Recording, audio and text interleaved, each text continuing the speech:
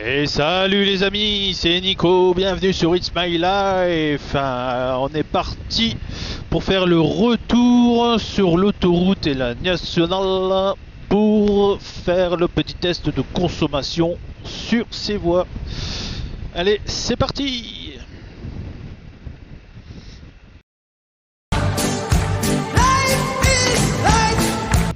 Allez, on va faire notre petit retour. Je vous ai mis en même temps le GPS. Ça vous permet normalement de pouvoir comparer, parce que ça aussi on me l'a souvent dit qu'il y avait un écart des fois de 10-15 km/h entre le compteur et entre le GPS. Bon, moi bien sûr, oui, il y a un écart, hein, comme tous les compteurs, j'ai envie de dire, hein, les copains. Allez pas chipoter pour 2-3 km/h de plus ou de moins par rapport au vôtre. Parce que ce soit sur voiture, moto, scooter ou ce que vous voulez, on a tous une différence entre le réel et le virtuel.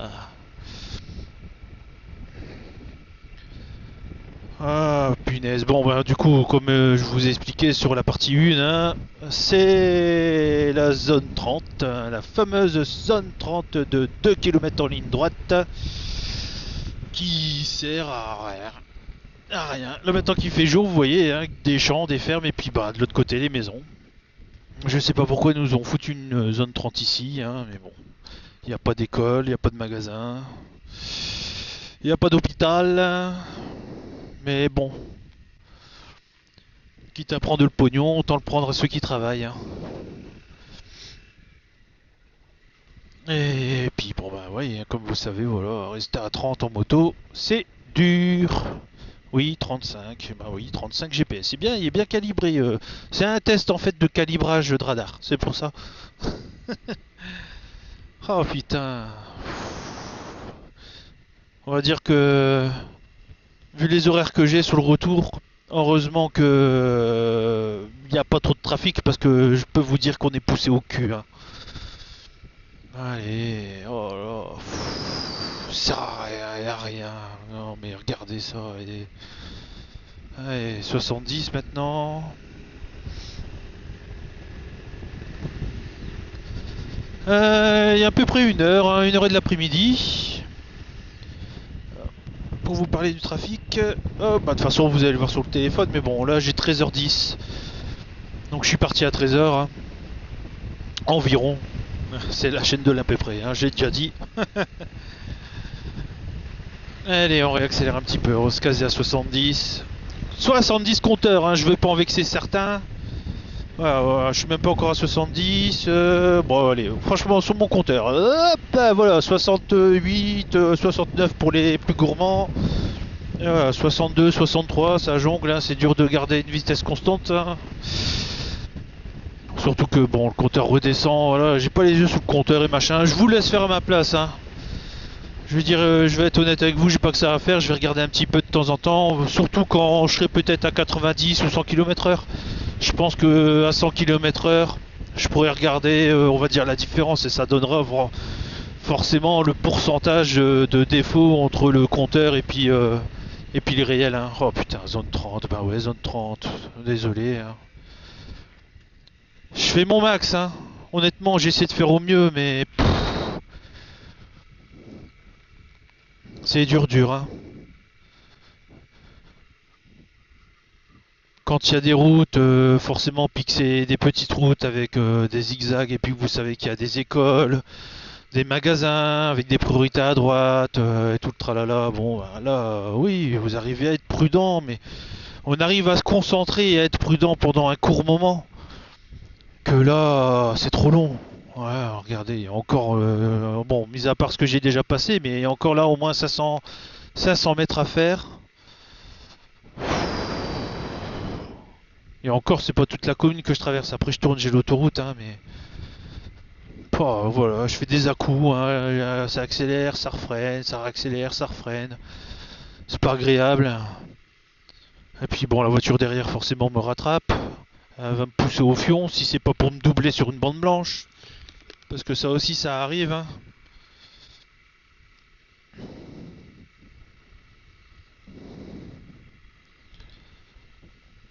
Enfin bref, c'est... Voilà, il y a sur certaines routes, c'est dangereux. Alors bon, encore une fois, c'est les gens qui sont dangereux, hein. Moi, en tout cas moi perso, j'essaie de faire attention. Si je vois un piéton, forcément des cyclistes, je vais ralentir. Et je vais même être franc avec vous, les cyclistes aujourd'hui avec les vélos électriques, ils vont plus vite que nous dans les zones 30. Alors, ça se demandait franchement si des fois la législation française... Enfin, je sais pas si c'est législation française qui force et qui oblige ou si c'est la législation européenne qui fait. Mais honnêtement, bon, voilà, il y a des choses à revoir, quoi. Allez, on se sauve. Et j'ai le copain qui me suit, c'est cool.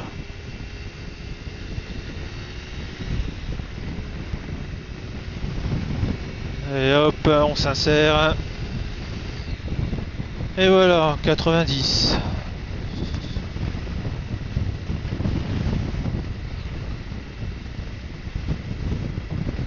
Bon, en tout cas, bon, ouais, bon, c'est dur, hein, ça descend un petit peu, après ça remonte, mais c'est léger, hein, mais bon, quand on tient une poignée de gaz, il y a le vent aussi, hein, qui fait que des fois on est retenu, des fois on n'est pas retenu. Alors, vous dire exactement quoi et qu'est-ce sur la différence. Bon, moi j'avais constaté 6, ouais, 6, 7 km/h sûr. Alors de temps en temps, on va dire ah bah ouais, il y a 8, il y a 9. Bon, chipoter pour vos kilomètres heure, moi honnêtement, je n'ai rien à foutre. De toute façon, regardez les poids lourds. Les poids lourds, quand ils sont limités à 90, que je suis derrière eux, j'ai certainement la même vitesse qu'eux au compteur. Hein, donc voilà, hein, je veux dire, pour moi j'ai le même défaut, le même jeu, la même tolérance que tout le monde. Hein. Voilà, je suis à 95, ça affiche 90 GPS, donc bon voilà.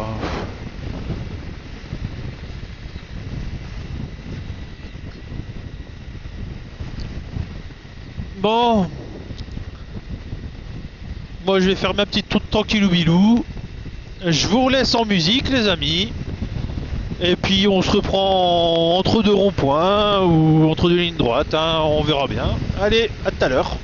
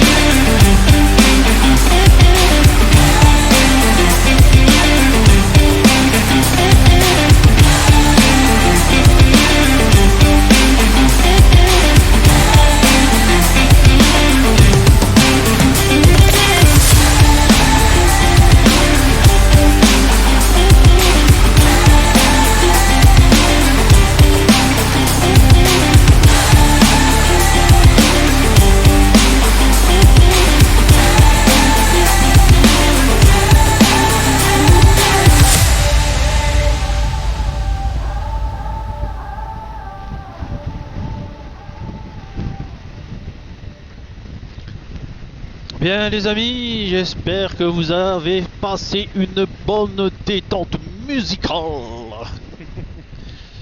On arrive au rond-point, merveilleux rond-point, critique rond-point de Morin.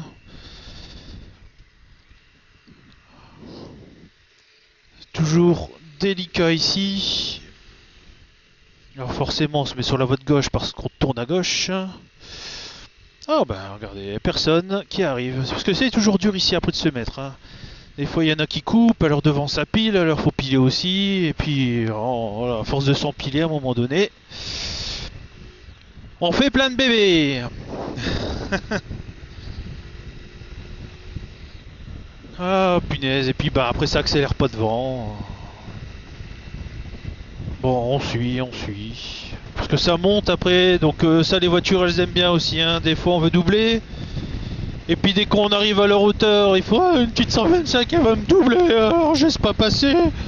Alors ils accélèrent. Et puis après, bah, on se retrouve comme des couillons à devoir se remettre derrière. Tiens, salut copain.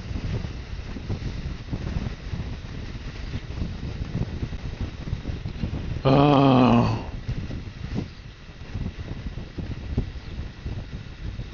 Oh, je vais pas dire que c'est ça l'inconvénient d'être en 125, hein. Mais parce que forcément en gros cube, si je veux pour doubler, je vais dépasser la limitation de vitesse. Et bah, en 125 du coup on se retrouve à attendre derrière quoi. Bon, il y a de l'avantage et de l'inconvénient on va dire, hein, mais bon.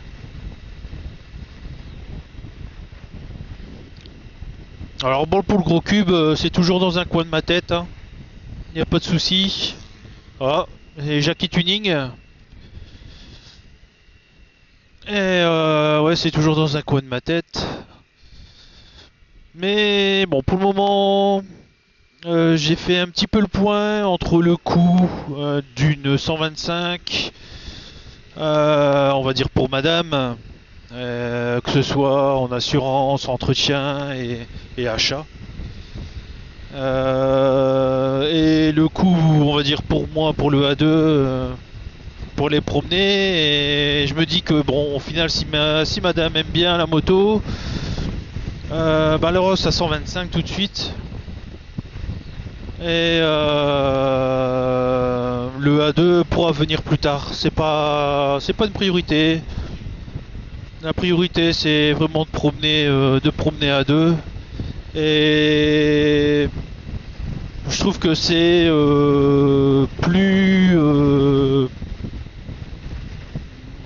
je vais dire plus amusant, mais c'est pas le mot que je cherche, hein.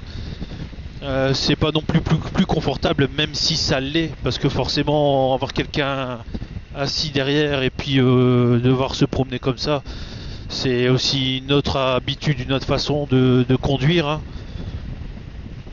Mais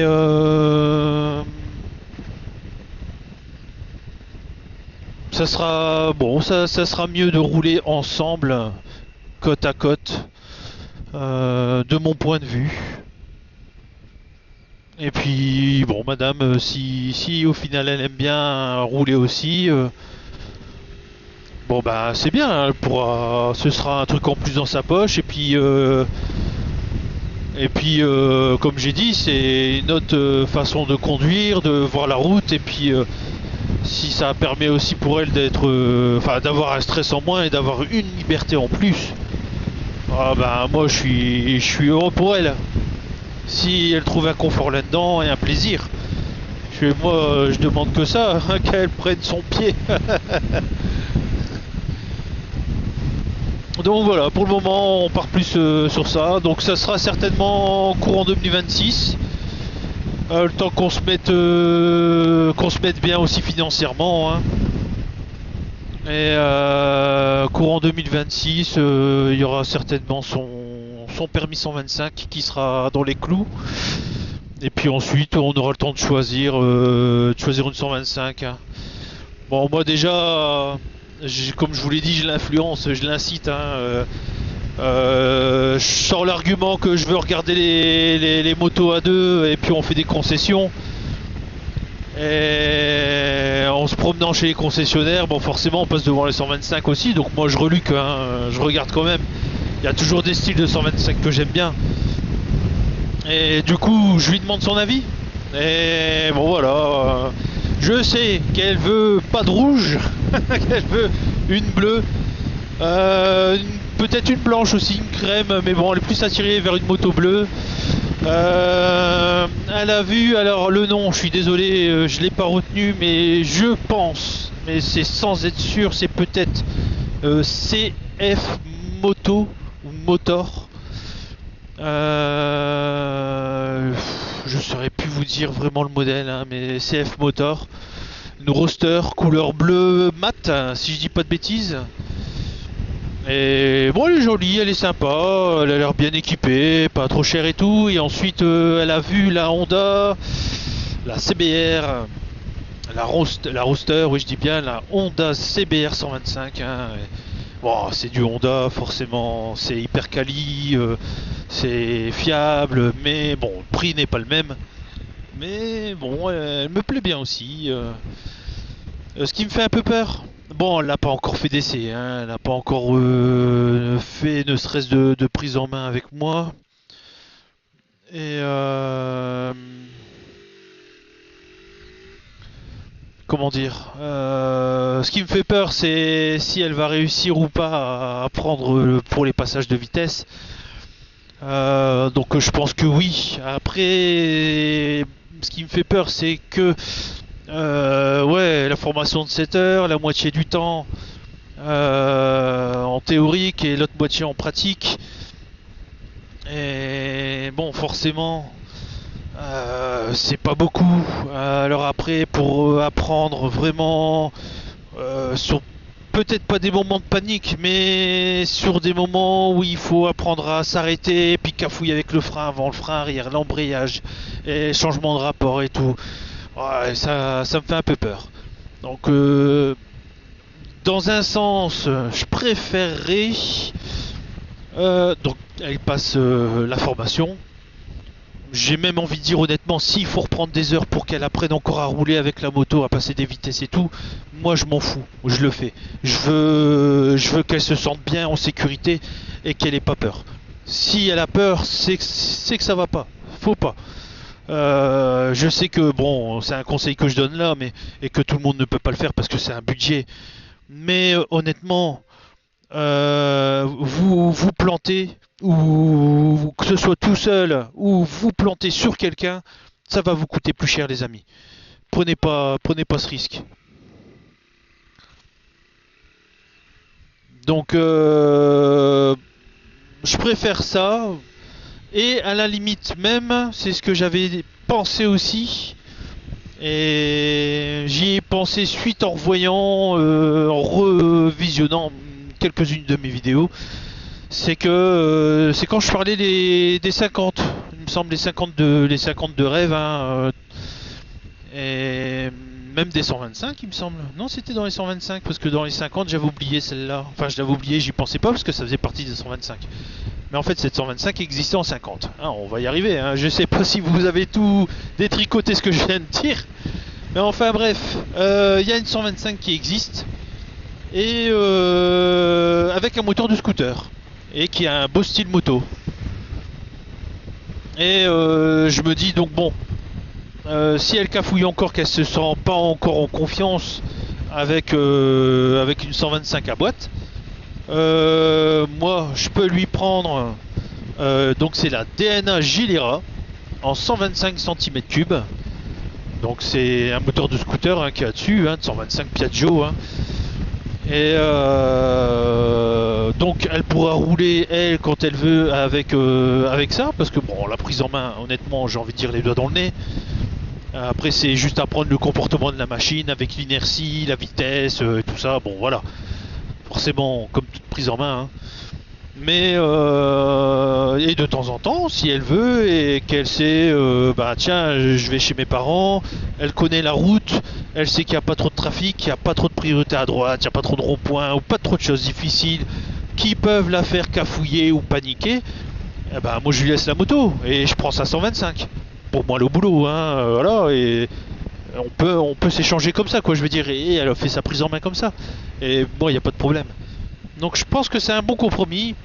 Et puis après le jour où elle me dit ouais c'est bon, je préfère, parce que c'est encore une question de ça, c'est soit elle va kiffer la moto, elle voudra une moto à boîte, ou soit elle va dire bah non au final scooter, je kiffe ça et puis je veux rester en scooter. Et puis bah là on voit pour autre chose. Elle avait vu aussi d'ailleurs chez Honda alors attendez. Que je me rappelle le mince putain, c'est avec le pare-brise motorisé et tout. Honda, punaise, oh mais moi et ma tête, hein, c'est terrible. Bon, en même temps, j'ai pas préparé de liste, hein, je suis désolé. Hein. Ça va me revenir sur la route, vous en faites pas. Mais enfin bref, elle avait vu pas le PCX. Enfin bref, je sais plus, ça va me revenir. Et bon, le scooter là, pareil, il est magnifique. Et pareil, niveau consommation, puissance, je crois que ça allait annoncé pour du 2 litres 5 au 100, là c'est 15 chevaux. Et puis 100, 125 ou 100, bon 125 ou 120 en vitesse de pointe, je pense qu'il y en a, j'ai vu sur des essais, ils arrivaient à faire un 130. Mais bon, voilà, c'est un 125 les copains, c'est bon. C'est pas fait, voilà, c'est pas fait pour faire la course. Hein. Passer le gros cube hein, si vous voulez faire une moto de course.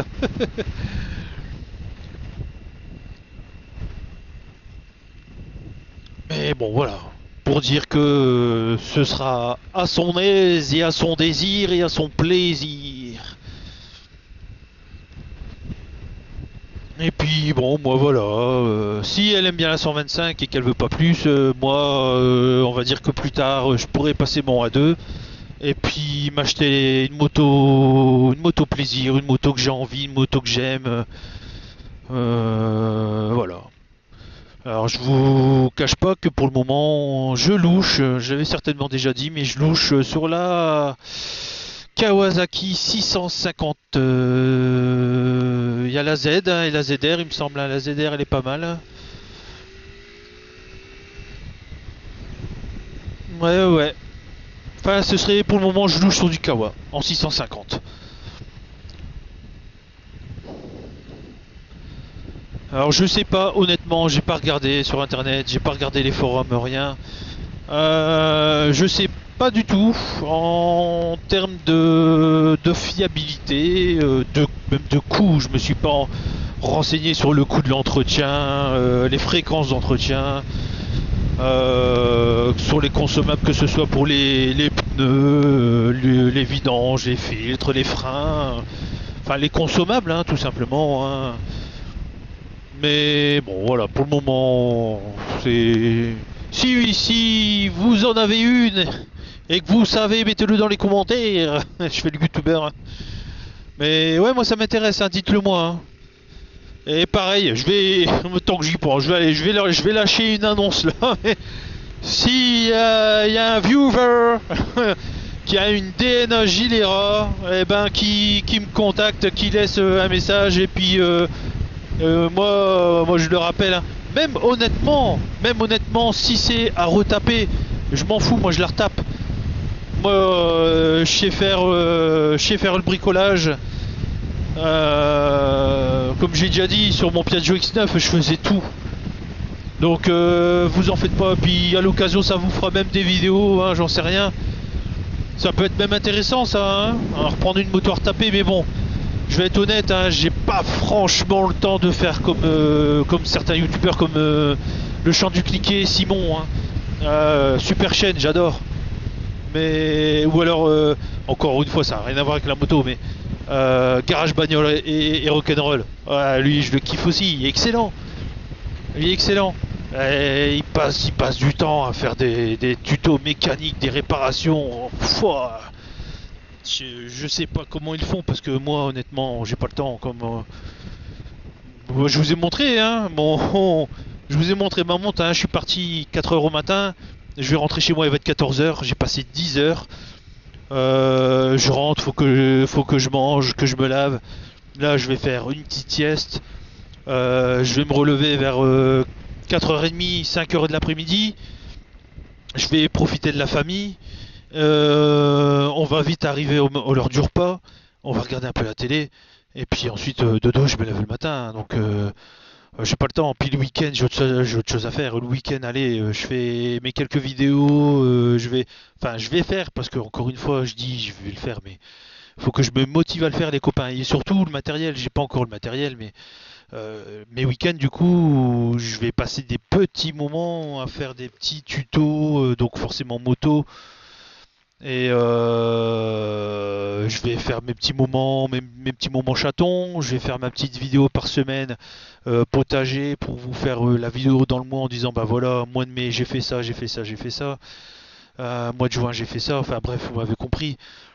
Mais waouh, quand on voit la charge de travail, le travail qu'ils fournissent pour leur chaîne, mais ouais, excellent, chapeau, moi je les kiffe. Et je les suis depuis. Pouf, je sais pas si eux peuvent voir depuis quand je suis abonné, mais je crois que Garage Bagnole et Rock'n'Roll, j'ai connu au moment où c'était le Rodius, quand il faisait l'installation donc de son autoradio double DIM. C'était à ce moment-là et je crois qu'il y avait allez, peut-être 10-15 000 abonnés. Et Simon, fou, je crois qu'il y avait moins de 10 000 abonnés quand j'ai commencé à le suivre. Et bon voilà, je veux dire, bon, j'aime bien la mécanique hein, en général, puis les potagers. Hein, après les chaînes de potagers, j'en suis plein aussi. Mais les noms, je retiens pas parce que moi c'est juste, je m'abonne et dès que ça sort, boum, je regarde et puis après je zappe et voilà, c'est tout. Je m'instruis comme ça, j'apprends comme ça, je m'intéresse à ça. Des fois, il y a même des chaînes à la con, mais qui sont tout niquées. Je vais pas dire qu'ils sont conspi, et encore, quoique, et des fois, ils le sont un peu. Mais il y a des chaînes où j'aimais bien parce que c'est du science-fiction pour moi. C'est rigolo. Quand on voit, il y en a qui sortent des théories sur Macron, Brigitte, tout ce que vous voulez, ou sur l'État, les guerres. Ouah, moi, ça me fait kiffer, ça me fait rigoler.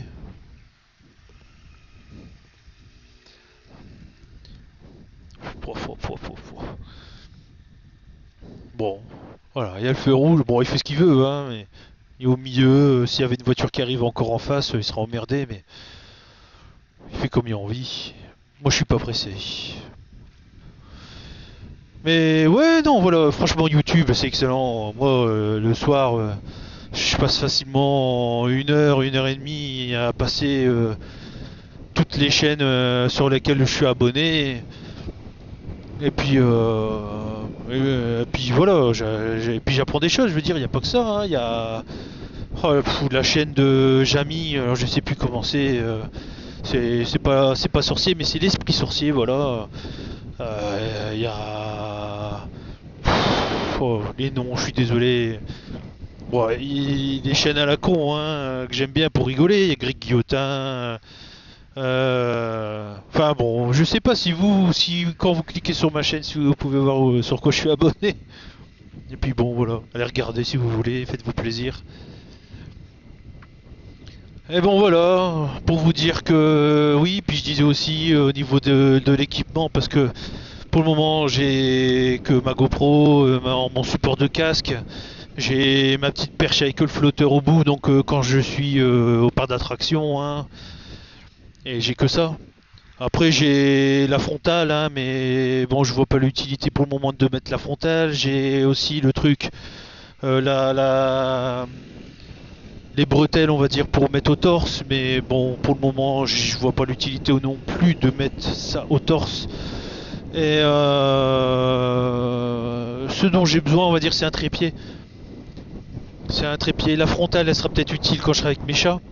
Parce que ça va me libérer les mains et puis bah forcément quand je vais les regarder, vous verrez ce que je regarde.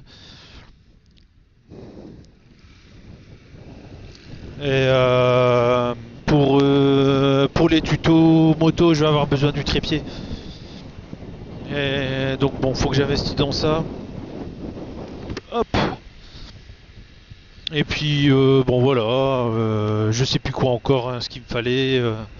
Mais bref, j'ai quelques petits investissements à faire pour essayer de vous faire des vidéos de qualité. Mais bon, bah c'est vrai pour ça j'ai besoin de soutien, les copains.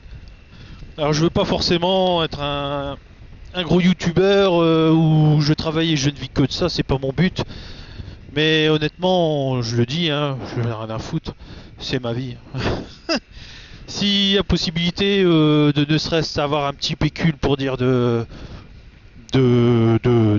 faire ce que j'ai envie de faire, pour moi m'éclater sur YouTube, bah c'est juste le but en fait, hein. Hein, c'est juste le but. Moi, si je peux payer l'Insta 360 pour faire des belles prises de vue et que ça sort de la poche à YouTube, je suis content, hein. Ça sort pas de votre poche non plus du coup, hein. Vous avez juste à vous abonner quoi on va dire, hein. Et puis pareil, hein, je vois il y en a pareil, je suis des personnes qui font comment on dit déjà, qui font pas que des road trips, mais ils font aussi du bivouacage, voilà, ils font du bivouacage et puis ils s'arrêtent, ils sont dans les gorges du Verdon et puis ils sortent le drone, ils attachent la GoPro dessus et puis ils font voler puis des putains de prises de vue avec les cascades, les forêts, les champs, ils sont en haut de la montagne et puis il y a des prises de vue phénoménales. Mais moi je kifferais faire ça, je kifferais faire ça, mais c'est de l'argent, c'est de l'argent. Moi j'ai envie pareil, hein, moi mon rêve c'est de faire un Tour de France, hein. Faire un road trip Tour de France, et puis m'arrêter dans des campings, faire du bivouacage, et puis de vous faire des prises de vue de malade. Moi je prends mes 3 semaines de congé, et puis je fais, et encore je vous fais un Tour de France les gars, tranquillou bilou, je vous fais toute la côte est, après je vous fais tout l'ouest, et après je vous fais tout le centre. Et puis une autre année, je vous fais le tour en complet. Et moi, je vous fais des trucs de ouf. Enfin, bon, comme d'autres, hein, il y en a plein qui en font. Hein. Et c'est pour ça que je dis, mais il y en a, ils font des trucs, c'est excellent. Moi, je rêve de faire ça parce que c'est fou, c'est fou. Mais j'ai envie de le faire à ma sauce. Mais bon, voilà, faut. Mes congés, je m'en fous, c'est mes congés. Je fais ce que je veux avec mes congés. Mais après, ben, pour financer tout ça après, ouais. Comme j'ai dit déjà, je suis pas riche. Hein. Si j'essaie de faire des économies de carburant, c'est parce que la vie est dure. Hein. Et donc bon, voilà, un petit coup de pouce, un petit coup de pouce bleu sur YouTube, ça fait pas de mal. Et bon, je comprends hein, les youtubeurs qui disent mettez un pouce bleu, abonnez-vous et tout. Mais bon, voilà, encore une fois, les gars, c'est si vous kiffez, hein, moi je force rien, j'ai rien à foutre. Hein. Faites ce que vous voulez de votre vie, je fais ce que je veux de ma vie, it's my life. Bon, allez, sur ces bonnes paroles, les amis, mettez un pouce bleu et abonnez-vous. Et puis je vous dis à la prochaine pour une prochaine vidéo. Allez, ciao ciao ciao. Wouhou. Putain, tu pues gros père. Hein. Pouah.